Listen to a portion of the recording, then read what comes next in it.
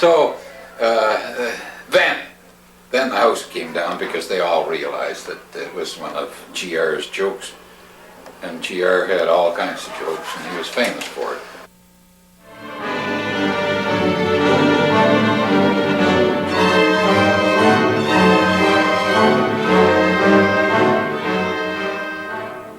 Amongst the friends, family friends, because of my dad, was Mr. Victor Sifton.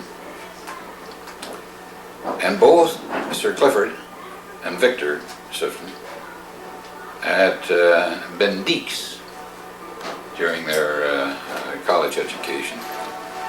So when the Siftons learned that Dad was sending me to McGill, the Siftons got in touch with the Deke House in Montreal, and that explains why I'm wearing a Deke tie right here now.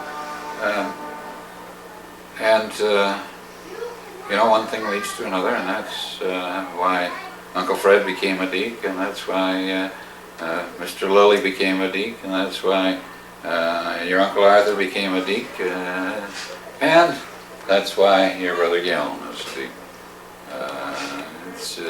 You get into the way of life, and certain things become important to certain families, and that fraternity happened to turn out to be important to the Duncans and some of their friends.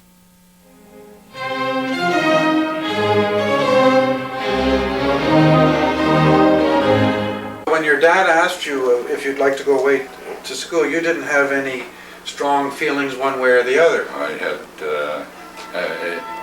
if I was going to have a decent, comfortable desk to sit at, it was going to be better than what I was putting up with at where I was. So I was shipped off to St. Andrews College, and I just had the 1 year. Normally, schools like that, as you well know, schools like that don't like to have a student for just 1 year.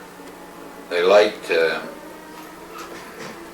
have a young man or a boy long enough that he gets instilled in him some of the spirit of the school, and they figure several years is an absolute minimum to do that.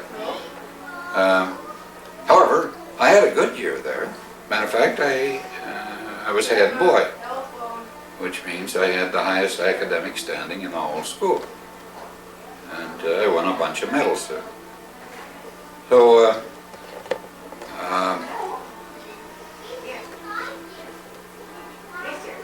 that led on to where do I go from? Well, you were. I had always wanted to go to McGill, essentially because my dad had gone to McGill, and had so many happy memories that he had told me about McGill. The headmaster McDonald of St. Andrews called me into his office one time and says, "Duncan, how would you like your choice of 4 or 5 scholarships?" I said, "I'd like that very much, sir. Which one is the best one at McGill in engineering?" And he says, "Unfortunately, we don't have one from McGill. These are all the University of Toronto." And Dr. McDonald was quite cross with me when I turned it down, because he was on the Board of Governors of the University of Toronto, and I guess he felt it added to his prestige to have one of his school graduates on scholarship at the university, of which he was the Board of Governors. Whatever the reason, he was quite cross with me, and gave me a rather difficult time for a while after that conversation. But I had a very happy year at St. Andrews. And amongst the things that I used to do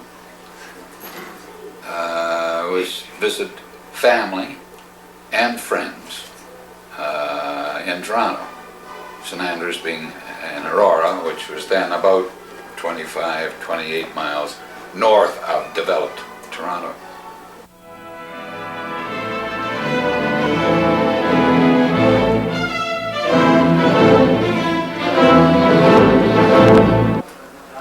Weissenberger was an Alsatian, a member of our fraternity, Delta Kappa Epsilon.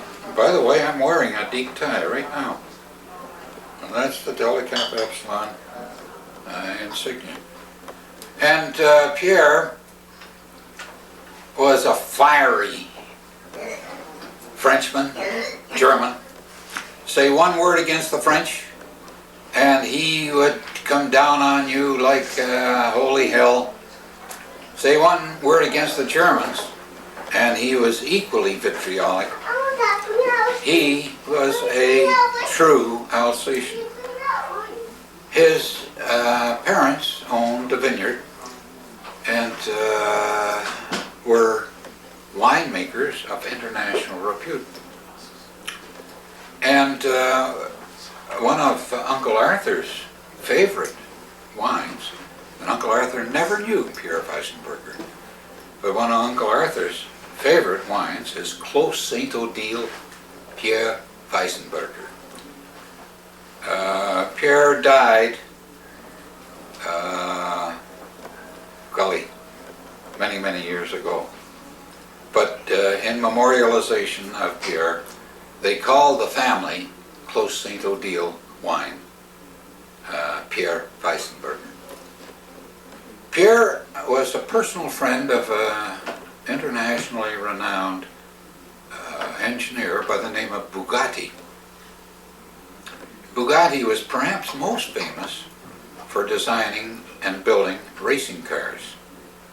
And he was perhaps the world's greatest racing car driver, certainly the world's greatest racing car designer of his vintage.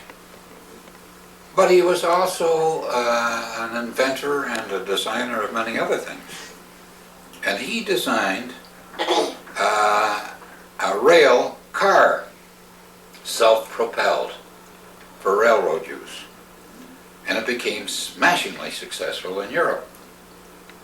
And Bugatti wrote to Pierre Weissenberger at McGill and says, you're right in Montreal while you're at McGill. You must know someone who knows someone who is somebody in the Canadian railroads. And so Pierre, knowing that I, through Dad, had some connections with the CPR, came to me and said, Gay, can we set up an appointment with senior officers or some senior personnel of the CPR? I said, sure.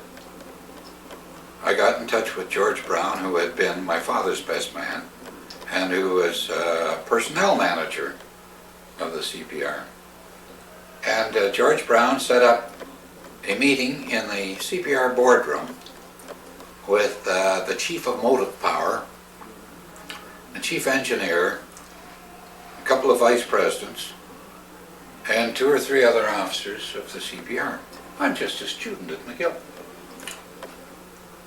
But I had convinced George Brown that I had original stuff from the renowned French engineer Bugatti, and that my friend Pierre Weissenberger would be with me. So we went down to this meeting at the CPR boardroom, and we laid out all these drawings, and we talked about the specifications, and then we started to hear the objections.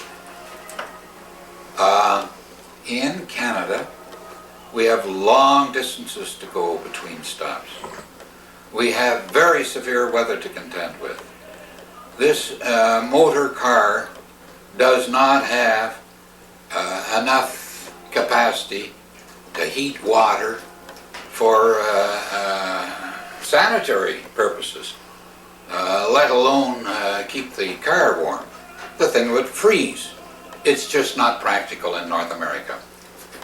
5 years after that, Bud Manufacturing of the United States brought out the Bud car, which, if anything, was a streamlined carbon copy of Bugatti's rail car.